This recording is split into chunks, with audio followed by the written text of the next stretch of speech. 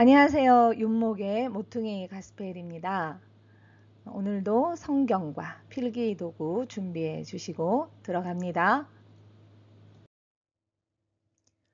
포로 귀환 시대의 이야기입니다. 에스라, 느헤미야, 에스더의 이야기가 한 표로 나와 있어요. 이거는 좀 외우시면 좋을 것 같아요. 네.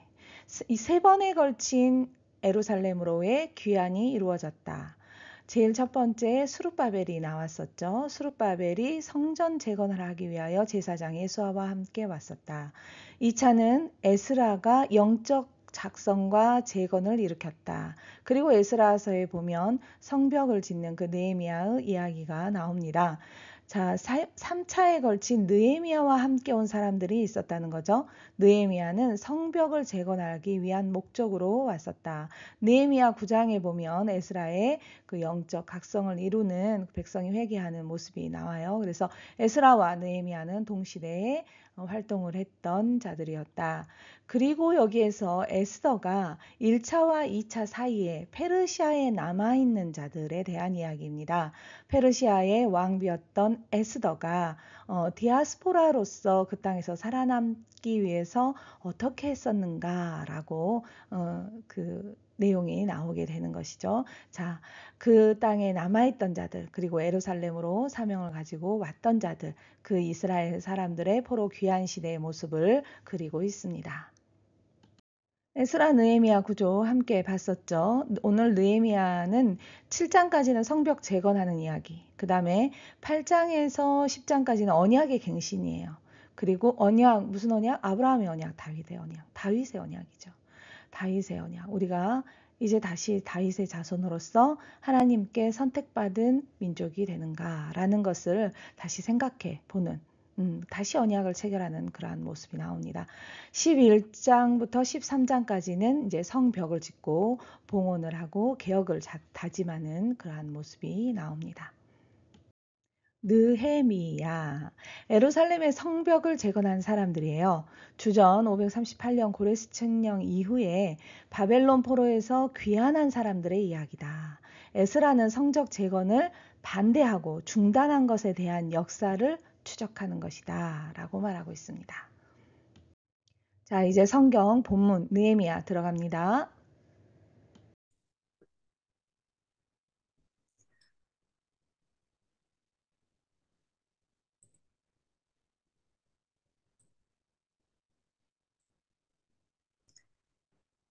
느헤미야 시작합니다. 느헤미야가 예루살렘을 두고 기도하다. 느헤미야에 대해서 나와 있죠. 아닥사스다 왕 제20년에 수상궁에 있었다. 그런데 그가 고향 소식을 듣게 되죠. 3절에 보니 그 지방 사람들이 환난을 당했다. 그리고 능욕을 받는다. 예루살렘 성은 허물어지고 성문이 불에 탔다. 그럼 완전 방치된 거죠, 예루살렘이. 네, 거기에 있는 남아 있는 사람들의 고난이에요. 느헤미야나 그곳에 있는 사람들은 이미 바벨론에 지금 있는 것이죠. 근데 남아 있는 자들의 고통이 남아 있습니다. 자, 그때 내가 이 말을 듣고 울었다. 그리고 하나님 아버지에게 하나님께 금식하며 기도했다라고 나오죠. 자, 어떻게 기도를 하느냐? 6절입니다. 우리 이스라엘 자손이 주께 범죄한 죄들을 자복한다. 네. 느헤미야는 이 당시에 느헤미야로 봐서는 고직에 있었고 또 그가 하나님을 경외했던 자라는 것을 알고 알 수 있어요. 그러나 느헤미야가 이스라엘 자손의 죄를 하나님께 고백하고 있어요. 그러니까 우리 민족의 죄, 우리 조상의 죄, 또 우리 자손의 죄를 자복하고 있는 것이죠. 주의 그러니까 종의 기도를 들으십시오. 나와 내 아버지의 집이 범죄하였다라고 말하고 있죠. 네. 우리 가정에서도 또 가문에서도 그런 대표적인 하나님께 기도하는 기도의 그 씨앗이 있어야 돼요. 네, 11절입니다. 주여 구하오니 귀를 기울이사 종의 기도와 주의 이름을 경외하기를 기뻐하는 종들의 기도를 들으시고 오늘 종이 형통하여 이 사람 앞에서 은혜를 입게 하소서 하였더니 그때 내가 왕의 술 간원이 되었느니라. 이 차례가 그렇죠. 느헤미야가 술 관원, 그러니까 술 관원이라는 거는 왕에게 독약을 탔는가라고 맛을 보는 관원이기 때문에 굉장히 높은 직급이에요. 근데 이 술 관원이 되어서 하나님께 이렇게 기도를 한 게 아니라 아, 그 자손과 민족과 아버지와 그 가문의 죄를 자복하고 우리 그곳에 남아있는 당신의 그 백성들이 남아있는 그 땅을 기억하여 구원하여 주소서라고 기도를 눈물로 금식하며 했을 때 그때 하나님이 술 관원이 되게 하였다라는 것이에요. 분명한 사명을 느끼지 않았을까요? 아, 내가 이 기도 중에 하나님께서 나를 이렇게 높이 들으심은 내가 이 자리를 통하여 하나님이 주시는 사명이 분명히 있다라고 느헤미야는 알았을 것입니다. 느헤미야가 예루살렘으로 가게 됩니다. 왜냐 왕이 이제 물어봐요. 내가 절대 그렇게 수심이 없었는데 그렇게 수심이 있느냐라고 물어봐요. 네, 그때 느헤미야가 말을 하죠. 내가 그 나라의 형편이 이렇게 생겼다라고 이야기하는 그 장면입니다. 2장인데 아까 1장에서 그 형제에게 들었던 그 소식을 을 듣고 왕 앞에 나아가기까지 4개월 정도가 걸렸다라는 것입니다. 뭐 금식하며 기도했다라고 했죠. 그래서 느헤미야는 계속 금식을 반복하면서 4개월 동안 기도로 준비했을 것이다. 그러면 이자는 분명히 목적이 있는 삶을 살아가는 자죠. 자, 그래서 이 장에서 어디 얼굴이 왜 그렇게 생겼냐 도대체 얘기를 해봐라라고 말을 하는 것입니다. 자, 내가 곧 하나님의 그 순간에도 내가 곧 하늘의 하나님께 묵도하고라고 4절에 나와 있어요. 느헤미야가 왕을 대면하고 그 이야기를 하려고 할 때 그 순간에도 느헤미야는 기도를 했다. 네.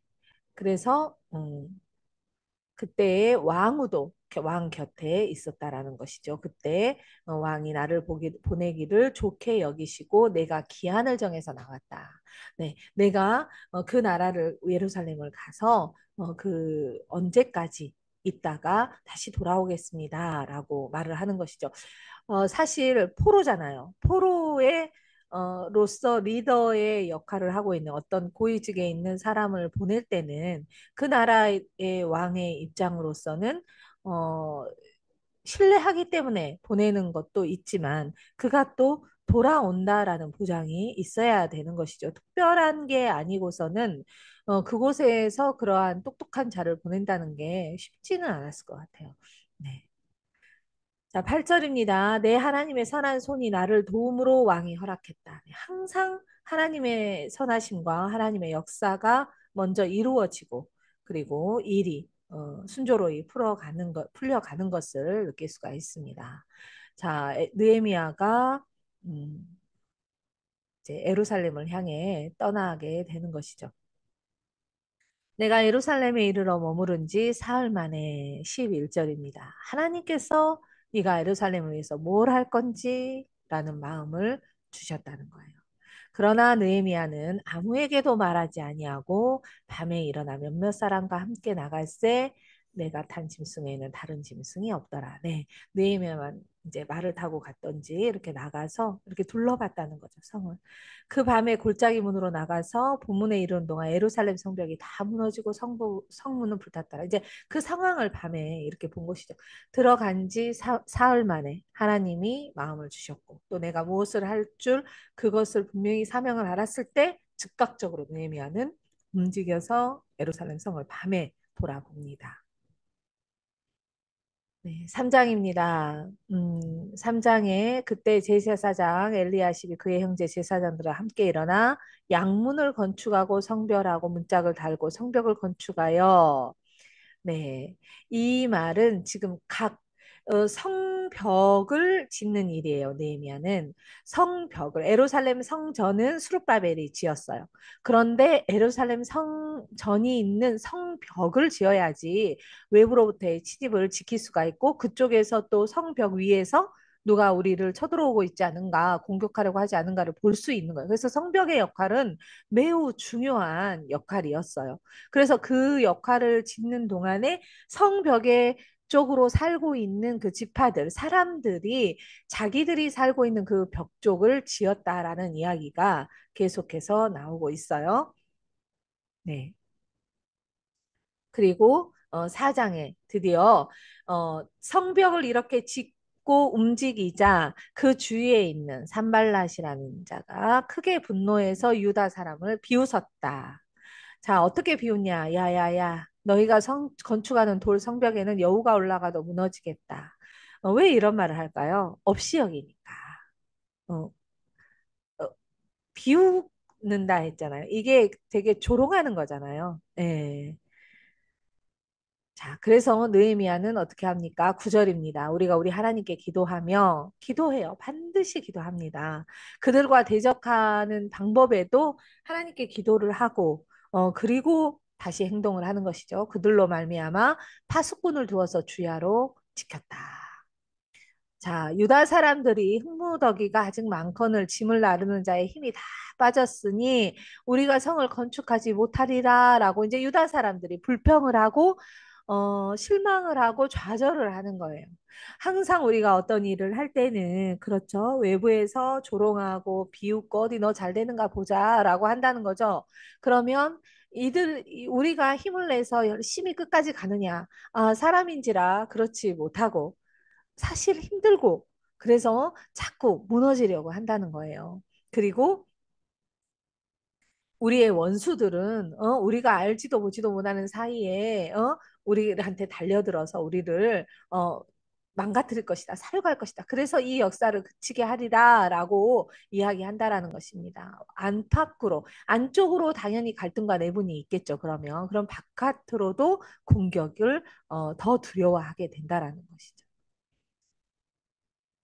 그래서 그 원수들의 근처에 거주하는 유다 사람들도 그 각처에서 와서 10번이나 우리에게 말하기를 야 너희가 우리에게로 와야 하라. 이제 그쪽에 이렇게 흡수되는 사람도 반드시 있어요. 그래서 이렇게 이제 이들이 공격을 하니까 도저히 우리가 견딜 수 없다. 그래서 어떻게 합니까? 내가 성벽 뒤에 낮고 넓은 곳에 백성이 그들의 종족을 따라 칼과 창과 활을 가지게 했다. 그리고 14절입니다. 느헤미야가 백성에게 말하죠. 그들을 두려워하지 말아라. 그리고 지극히 크시고 두려운 주를 기억하고 너희 형제와 자녀와 아내와 집을 위하여 싸우라. 네. 우리가 음, 어떤 공격이 있을 때 정말 하나님을 두려워하는 것, 사람을 두려워하지 않고 그리고 누구를 위하여 싸우라? 내 가족과 내 민족과 내 나라와 네, 그런 어, 게 분명히 있어야 되죠. 그런 목적이. 네, 16절입니다. 그들은 그래서 어떻게 했는가? 절반은 일하고 절반은 갑옷을 입었다. 그리고 창과 방패와 활을 가졌고 민장은 유다 온 족속 뒤에 있었다. 성을 건축하는 자, 집 나르는 자 다 한 손으로 일을 했고 한 손에는 병기를 잡았다.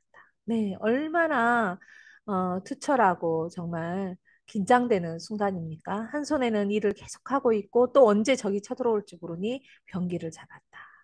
뭐 이런 마음으로 우리가 살아가는 분들 많으실 것 같아요. 건축하는 자는 각각 허리에 칼을 차고 건축하며 나팔 부는 자는 내 곁에 섰었느니라. 나팔 부는 자 왜? 공격하면 나팔 불어야지. 그래서 알려야 되잖아요. 네. 그렇게 긴장된 그런 상황 속에서도 오직 하나님만을 두려워하며 성벽을 쌓았다. 네. 그리고 느헤미야가 다시 한번 믿음의 말을 선포합니다. 너희는 어디든지 나팔 소리가 듣거든 그리로 모여서 우리에게로 나아오라. 아까 정이 쳐들어온다라고 나팔이 불면 얼른 빨리 모여라 그거예요. 하나님이 우리를 위하여 싸우시리다. 네, 너희가 싸우는 것이 아니다. 하나님이 우리를 위하여 싸웠다. 22절입니다. 밤에는 우리를 위하여 파수하겠고 낮에는 일하리라. 자, 그들의 긴장감과 그들의 투철한 그 의식이 나와 있어요. 23절이에요. 옷을 벗지 아니하고 물을 기르러 갈 때도 각각 병기를 흐트러짐이 없었다라는 것이죠. 네. 허를 찌르고 들어온다 그러죠. 네, 빈틈이 없어야 된다는 것이에요. 자, 그렇게 하는 가운데에서 백성들이 힘들게 그들의 삶이 매우 공고했다고 했잖아요. 공고할 수밖에 없죠. 성벽이 없으니 많은 사람들이 와서 탈취해 가고 그랬을 거 아니에요. 공격하고 계속해서 맞는 자, 피해를 당하는 자, 공격을 당하는 자가 돼 가고 있는 것이죠. 이런 이스라엘의 그런 슬픈 그런 상황을 잘 설명하고 있습니다. 자, 그런데 이 와중에 나와 내 형제와 종자들도 역시 돈과 양식을 백성에게 구워 주거니와 우리가 그 이자 받기를 그치자. 자, 10절 무슨 말이냐? 백성의 삶이 이렇게 곤란한데 그 중에서도 있는 사람은 있잖아요. 있는 사람들이 돈을 빌려주고 이자까지 받는다라는 거지. 너무너무 힘든 거야. 없는 사람은 계속 없는 거야. 힘든 거야. 그러니 느헤미야가 그러지 말자. 이자 받지 말자. 다 같이 살아야 될 거 아니냐라고 말하는 것이죠. 자, 14절입니다. 아닥사스다 왕 제20년부터 32년까지 12년 동안은 나와 내 형제들이 총독의 녹을 먹지 아니하였다. 네, 이스라엘에 있었어요. 성벽을 건축하고 계속해서 영적 재건을 위해서 느헤미야가 있었습니다. 12년 동안 있었을 때 총독의 녹을 먹지 않았다. 굉장히 청렴했다라는 것이죠. 내가 민족을 위해서 일을 하고 있기 때문에 페르시아의 돈을 먹지 않는다라는 거예요. 나보다 먼저 있었던 총독들은 자, 백성에게 어떻게 했느냐? 자, 이 느헤미야는 어, 그 총독의 녹이라는 거는 이 백성에게 줘야 하는 백성이 총독에게 줘야 하는 그것을 갈취해서 더 많이 갈취해서 그것을 갖는 거야. 총독 거를 갖는 거야.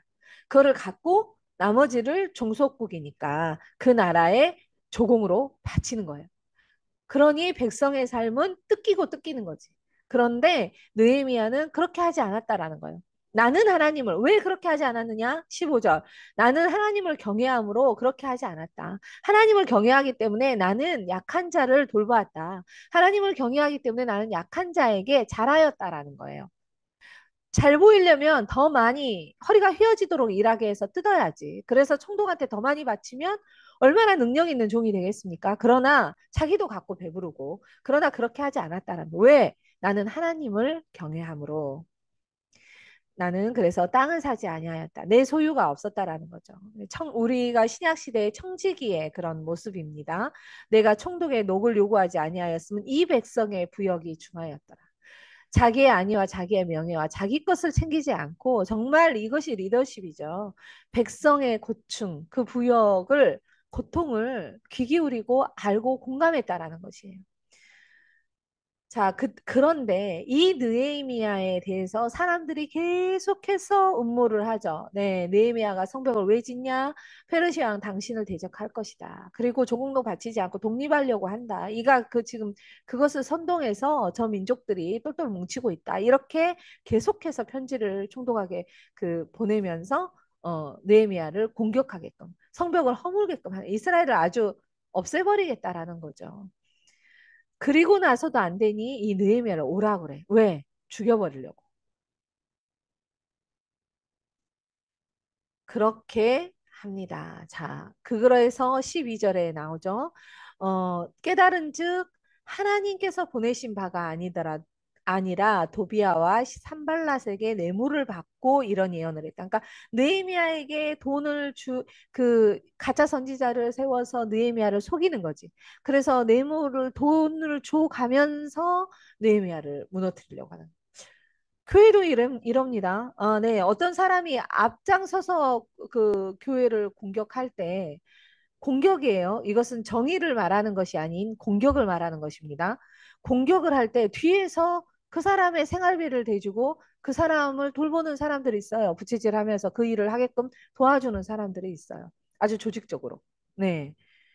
악한 말을 지어서 비방하려 함이라. 네, 이 느헤미야를 지도자를 비방함으로써 얻는 것이 무엇일까요? 흩어지는 거지. 예, 양무리가 흩어지는 거죠. 우리가 교회에서도 정의를 말해야 하는 것과 어, 그 사단에게 조종받아서 이런 그 정의로움을 오히려 해치는 그러한 것을 잘 알고 구분해야 돼요. 그것이 바로 영적 분별력입니다. 자, 성벽 공사가 끝납니다. 15절입니다. 성벽 역사가 52일 만인 엘루월 25일에 끝나네. 52일 만에 성벽을 지어버립니다. 장장 이들이 가서 스룹바벨이 1차 귀환 때 가서 몇 년 동안 이루지 못했던 그러한 일을 느헤미야가 가서 52일 만에 한 손에 괭이 이 일을 하고 한 손에는 병기를 차고 그렇게 해서 이룹니다. 우리 하나님께서 이 역사를 이루셨다라고 느헤미야가 영광을 하나님께 돌리고 있죠. 느헤미야가 그래서 지도자를 또 세웁니다. 그리고 포로에서 돌아온 사람들. 자, 내 하나님이 내 마음을 감동하사 귀족들과 민장들과 백성을 모아 계보대로 등록하게 하셨다. 네. 그래서 쭉 그 백성들의 명단이 나오게 되죠.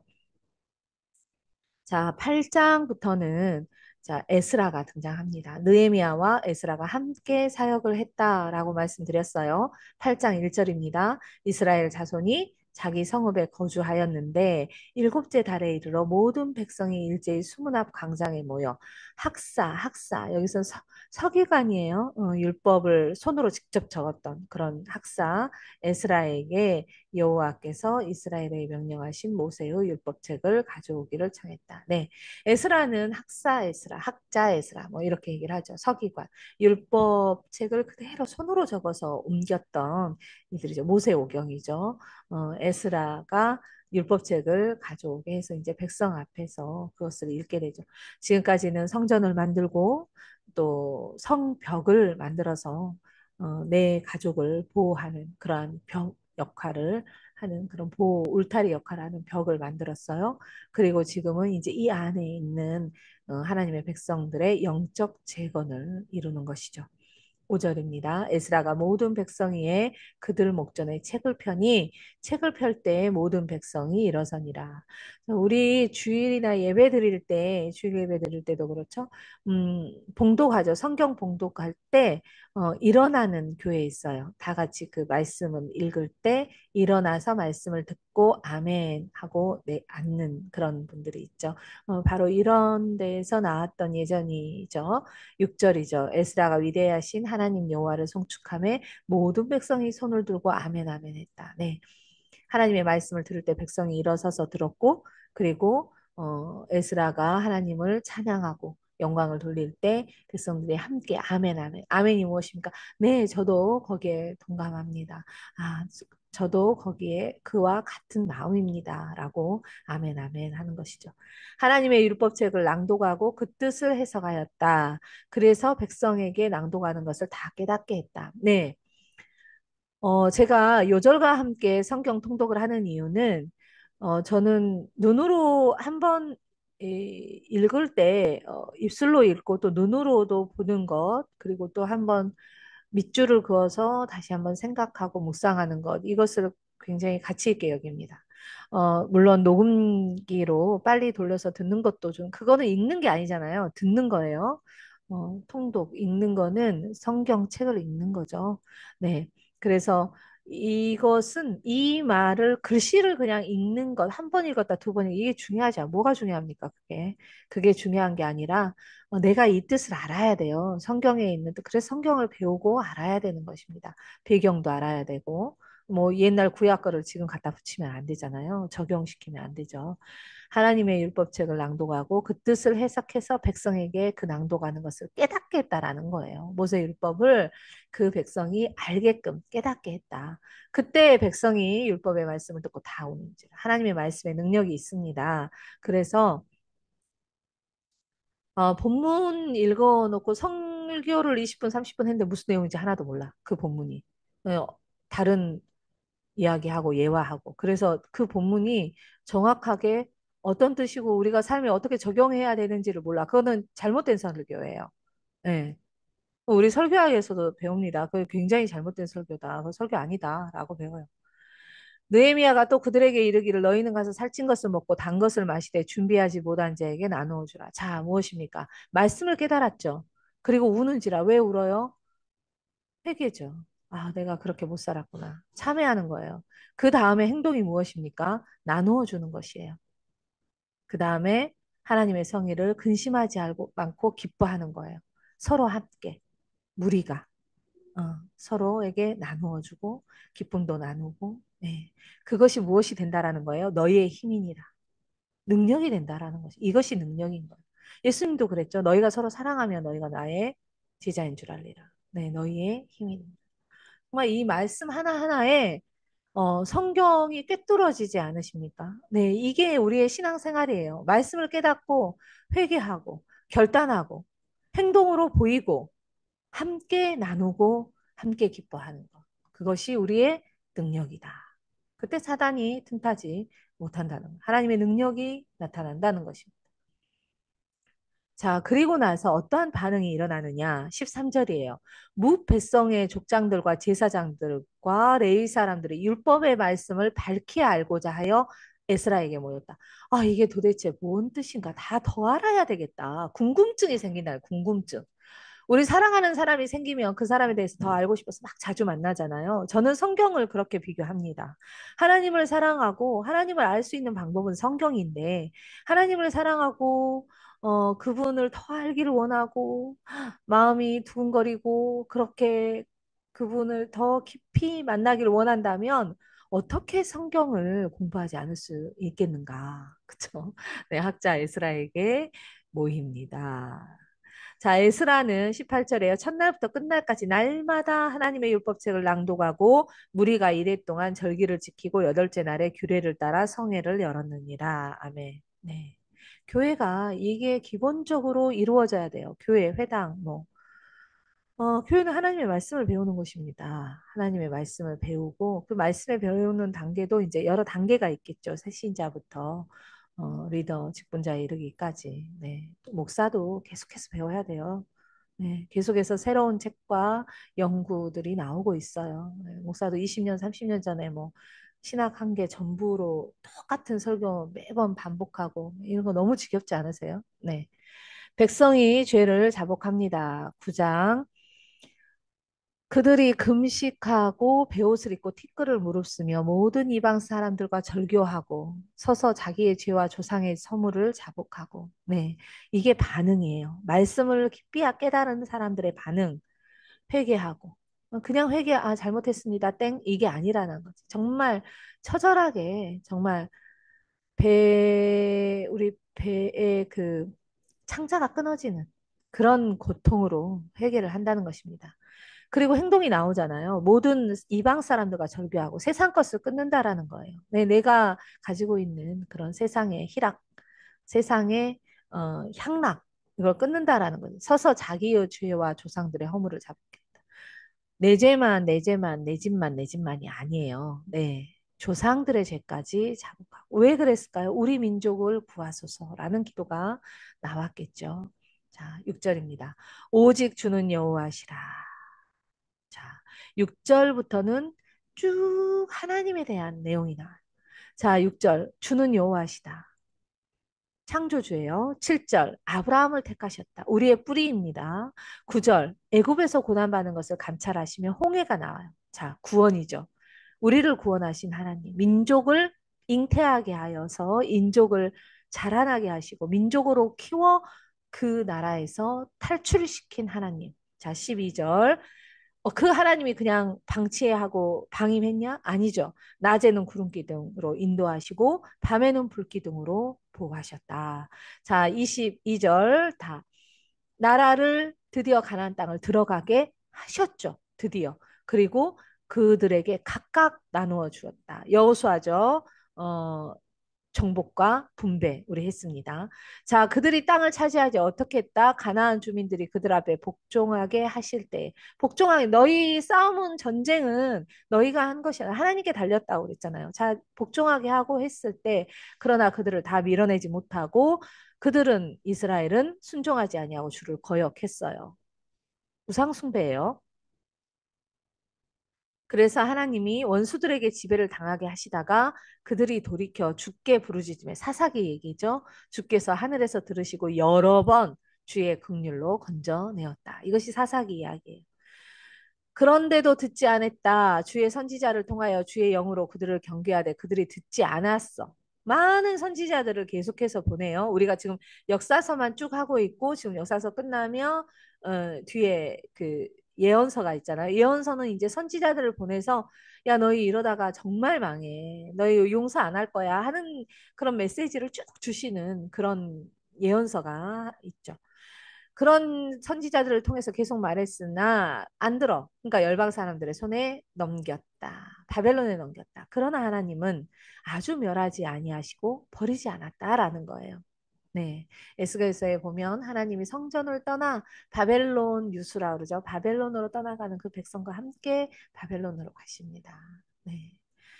자, 32절 아수르 왕들의 때부터 오늘까지 당한 모든 환란을 이제 작게 여기지 마소서. 우리가 정말 환란 당했습니다. 아수르 북 망하게 하고 바벨론 남 망하게 하고 이제 그 아수르 바벨론 다 페르시아에게 망해서 우리는 그곳에 남아있는 자들도 고통스럽고 바벨론에 남아있는 자들 그리고 에루살렘에 온 자들도 이렇게 고통 가운데 우리 민족이 정말 처절하게 비참하게 살아가고 있습니다. 라고 얘기하죠. 우리의 죄로 말미암아 원인이 뭐냐 우리 죄다.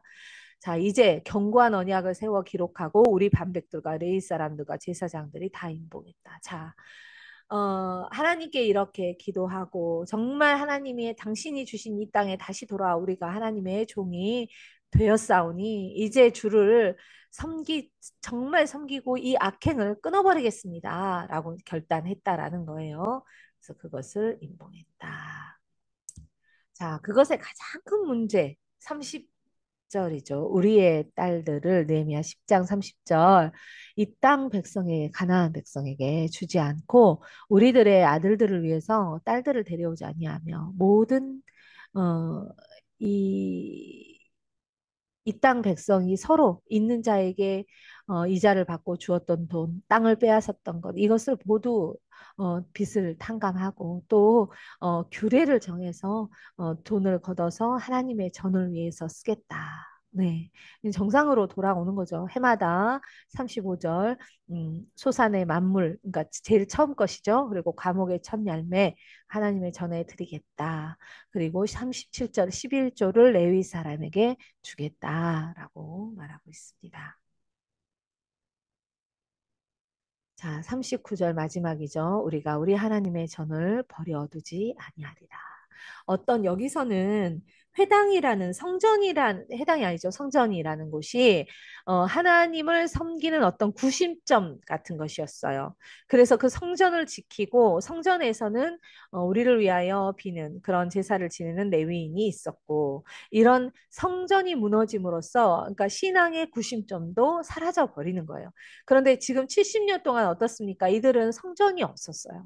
솔로몬 성전이 다 무너졌어요. 솔로몬 성전을 너무 숭배했어. 그런데 이 성전이 안에 계신 하나님이 계시기 때문에 우리 민족은 다른 아무런 무슨 짓을 해도 이 성전 있는 한, 왜? 이 성전 안에 하나님이 있거든, 지성전에. 그러니 우리 민족은 아무도 건드리지 못해. 하나님 우리 안 멸하실 거야. 왜? 천하의 하나님이 우리와 함께 계셔.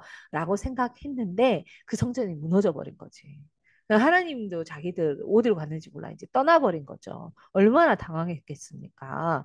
그런데 이제 이들이 깨달은 거죠. 아, 우리가 무엇을 의지했는가?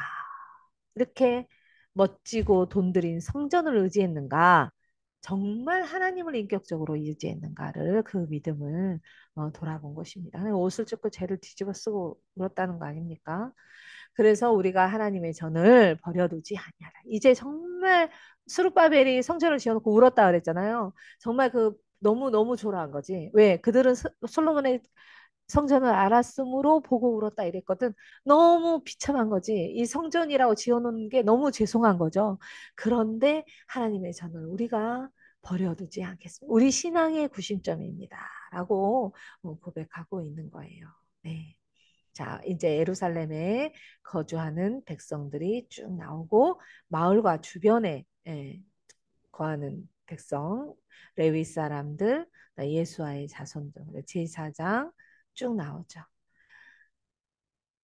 자, 이 모든 것이 12장 26절 에스라 때 있었느니라. 느헤미야와 제사장 겸 학사 에스라. 느헤미야는 총독이었다는 거예요. 총독은 관리인, 지도자, 정치인 뭐 이런 거겠죠. 어떤 관원. 그리고 제사장 겸 학사 에스라. 이는 제사장이었고 서기관이었다. 자, 느헤미야가 성전을 봉헌합니다. 네, 이제 성전 예배를 드린다는 것이죠. 43절 볼게요. 이날에 무리가 큰 제사를 드리고 심히 즐거워했다. 이는 하나님이 크게 즐거워하게 하셨습니다. 네, 정말 초라한 성전이었지만 그 기쁨은 어마어마했다라는 것이죠. 왜? 70년 동안 하나님 없는 줄 알았어. 하나님 우리를 버린 줄 알았어. 어디 계시는가라고 생각을 했겠죠. 그런데 그 하나님이 이제 드디어 성전을 지었고 우리의 봉헌을 보시고 우리 민족을 다시 기억하신다. 그 하나님이 우리가 하나님과 영원히 함께 했을 것이다 하고 결단도 하고 얼마나 행복했겠습니까? 부녀와 어린 아이들도 좋아했다. 자, 44절에 계속해서 이제 느헤미야가 그 뒤에 이제 나누는 작업을 해요. 성전을 돌보는 이들, 그리고 일을 하는 이들 이렇게 계속해서 나누는 작업을 하고 있습니다. 구별하는 거죠. 계속해서 보면 구별해요. 성벽도 무엇입니까? 세상과 구별된다는 거거든요. 계속해서 구별하는 작업이죠. 그리고 이방인과 예루살렘인을 구별하는 거. 네, 그게 개혁의 첫 시작이라는 것이죠. 자, 13장 볼게요. 자, 성경을, 그러니까 그때는 모세오경, 율법서를 계속 보니까 하나님이 모압하고 암몬 사람들을, 쳐주지 않았다라는, 이방인으로 쳤다라는 거지. 그래서 이들이 그걸 깨달은 거야. 암몬 사람과 모압 사람은 우리와 함께 할 수 없다. 그래서 이 백성이 율법을 듣고 섞인 무리를 이스라엘 가운데 분리했다. 다시 분리하는 작업을 한 거죠. 네.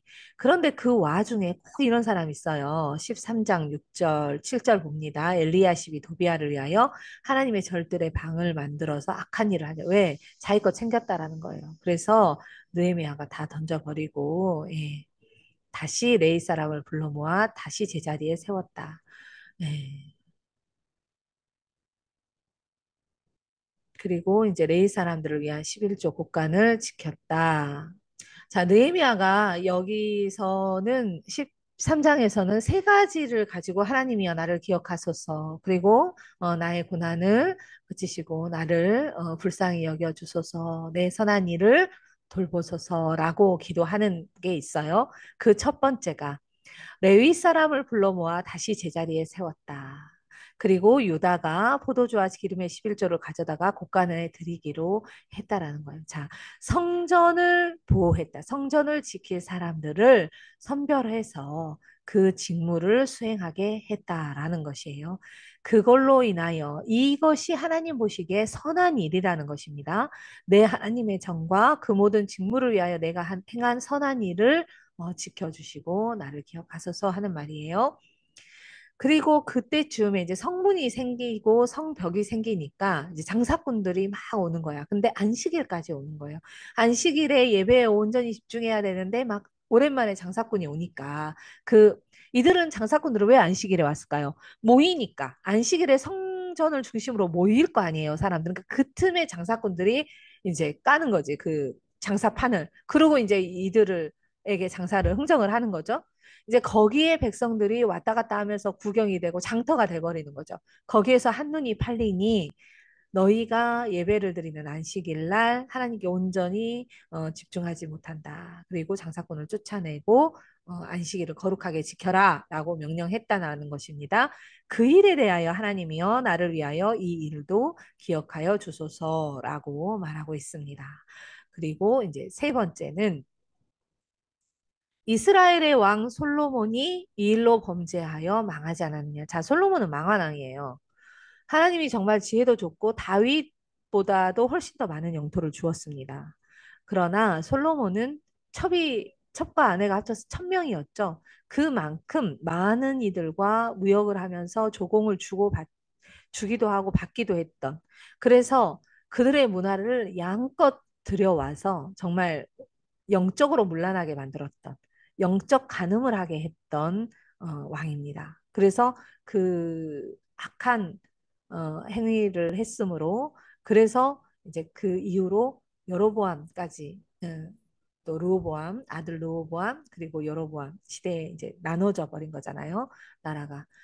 그래서 솔로몬의 그 범죄가 씨앗이었다라는 거죠. 그런데 너희가 그것을 뻔히 보지 않았냐. 역사는 기억해야 합니다. 있는 것이 아니에요. 성경을 보면 계속해서 기억하라라는 말이 나와요. 기억해야 돼요. 너희가 솔로몬 때도 이것을 보지 않았느냐. 그런데 너희가 또 너희 자녀를 위하여 이방 여인을 데려오고 너희 자녀를 이방에 보내고 그렇게 썼길래 하는 말이죠. 그래서 어, 이와 같이 이방 사람을 떠나게 했다. 그리고 그들을 깨끗하게 하였다. 레위 사람들의 네 제사장과 레위 사람의 반열을 세워 각자 자기의 일을 맡게 했다. 또 정한 기간에 나무와 처음 익은 것을 하나님께 드리게 했다. 하나님에 대한 성물이죠. 하나님이여 나를 기억하사 복을 주옵소서. 아멘. 네. 이렇게 느헤미야의 사역이 마칩니다. 느헤미야는 참으로 짧은 기간 동안 많은 일을 한 사람이에요. 관원답게 정말 진취적으로 적극적으로 일했던 리더십이에요. 그래서 느헤미야 리더십에 대해서 우리가 많이 배우지 않습니까? 그러나 가장 중요한 건 그가 하나님을 사랑했고 경외하였으며 그가 제일 처음 백성을 깨끗게 하고 그리고 성전을 세워야 하는 자들, 하나님을 위하여 헌신하고 일생을 바쳐야 하는 자들을 세워서 그 성전을 지키게 했다. 그리고 백성에게는 하나님을 올바로 가르쳐서 하나님께 드릴 것을 알게 하였다라는 것이죠. 그래서 하나님이여 나를 기억하여 복을 주옵소서. 아멘. 네. 여러분도 이런 느헤미야와 같은 삶을 사시길 바랍니다. 네, 이런 기도로 일생을 마칠 수 있는 우리가 되었으면 너무 좋겠습니다. 자, 에스라 느헤미야 연속 보셨는데요. 에스라 느헤미야에서 주는 영적 교훈이 무엇입니까? 에스라와 느헤미야는 유대인들이 바벨론에서 귀환하여서 이제 70년 동안 성전이 없는 민족이었어요. 그런데 그들은 바벨론에서 아주 자기의 민족성을 아주 순수하게 잘 지켰어요. 그래서 통혼도 하지 않았고 잘 지켰습니다. 그래서 바벨론 탈무드가 나왔다고 했죠. 탈무드가 바벨론 탈무드예요. 거기서 나온 그 자기들의 그 하나님을 잊지 않기 위해서 노력을 한 거죠. 그곳에서 귀환하여서 성전을 맨 처음 회복했죠. 스룹바벨, 성벽을 회복했던 느헤미야 내용을 기록했다. 역사 자료를 편찬하고 방해 세력을 상기시켜 우리를 방해했던 자들, 우리가 그럼에도 불구하고 하나님께서 성벽을 짓게 하고 성전을 짓게 했다라는 것이에요. 예루살렘을 회복하고 성전을 회복했다는 것은 그럼 우리가 이것에 대한 의미는 무엇인가? 자, 이들은 질문이 많았겠죠. 성전이 무너졌는데 성전에 있던 하나님이 어디로 갔었는가? 이제 우리가 이 초라한 성전을 지었는데 하나님이 과연 이곳에 다시 돌아올 것인가를 생각하는 백성들도 있었을 것입니다. 그리고 백성들이 그 율법책을 정말 처음 듣는 백성도 아마 있었을 거예요. 그 율법책을 에스라가 읽었을 때 그들이 죄를 뒤집어 쓰고 회개를 했었잖아요. 이제 회개를 하고 우리는 다시 하나님이 선택한 그 아브라함의 자손, 다윗의 자손으로 돌아갈 수 있는가? 우리는 다윗의 영광을 다시 볼 수 있는가를 생각했죠. 하나님과의 언약을 다시 한번 상기시키는 것이죠. 그 언약은 변함이 없다. 그래서 백성에게 다시 한번 하나님은 우리를 살리시고 그 언약을 맺기를 원하시고 또한 하나님께서 신실하신 하나님께서 그 언약을 분명히 이룰 것이다 라고 선포하고 있는 것입니다. 네, 에스라 느헤미야 마쳤습니다. 제가 작은 도서관을 합니다. 모퉁이 작은 도서관이에요. 모퉁이 돌 아닙니다. 모퉁이 작은 도서관 네이버 블로그에 치시면 그 안에 윤목의 모퉁이 가스펠이라고 있어요. 거기 보시면 자료 있다는 거 아시죠? 네, 저는 경기도 파주에 있습니다. 파주 이곳은 DMZ랑 그렇게 가깝진 않아요. 파주예요. 그런데 여기까지도 북한 방송이 윙윙거리는 그 기분 나쁜 소리가 밤이면 들려요. 네. 북한이 가까운 곳 파주 모퉁이 작은 도서관에서 윤목의 모퉁이 가스펠이었습니다. 감사합니다. 수고하셨습니다.